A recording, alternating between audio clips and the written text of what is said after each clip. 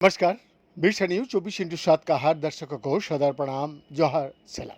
दर्शक, भारत का रक्षा मंत्री राजनाथ सिंह जी ने एक महत्वपूर्ण फैसला लिया है। उन्होंने डीआरडीओ यानी defence research and development organisation द्वारा विकसित सभी पारंपरिक मिसाइल सिस्टम की तकनीक देसी इंडस्ट्री को ट्रांसफर करने की मंजूरी दे दिया है। जी हाँ, ये ट्रांसफर ऑफ टेक्नोलॉजी प्रक्रिया देश में ही इन मिसाइलों का उत्पादन का रास्ता खोल देगी। पहले ये तकनीकी मुख्य रूप से सरकारी संस्थानों तक सीमित थी। अब निजी कंपनियां भी इनका निर्माण कर सकेंगी।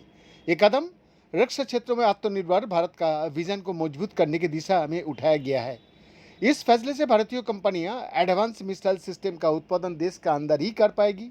उत्पादन लागू योग्यताओं, प्रमाण पत्रों और नियामक आवश्यकताओं के अधीन होगा, यानी कंपनियों को जरूरी मानक पूरे करने सबसे अहम बात होगी। डीआरडीओ मिसाइल विकास से औद्योगिक उत्पादन की ओर बढ़ेगा। वो घरेलू उद्योग की क्षमताओं का पूरा इस्तेमाल करेगा। इससे मिसाइल निर्माण की पूरी श्रृंखला देश के अंदर मजबूत होगी। छोटे और मझले उद्यम यानी एमएसएमई तथा अन्य तकनीक साझेदार भी सप्लाई चेन में शामिल हो सकेंगे। उन्हें नए अवसर मिलेंगे और रोजगार के नए रास्ते भी खुल जाएंगे। इस पहल का मुख्य उद्देश्य घरेलू विनिर्माण क्षमता बढ़ाना है, साथ ही भारत का रक्षा औद्योगिक आधार के मजबूत करना और इंपोर्ट पर निर्भरता कम करना है।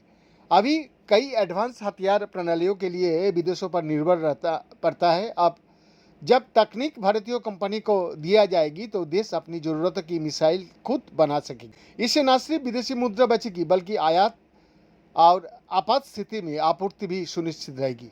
रक्षा उत्पादन में निजी क्षेत्र की भागीदारी बढ़ने से नवाचार और प्रतिस्पर्धा भी बढ़ेगी।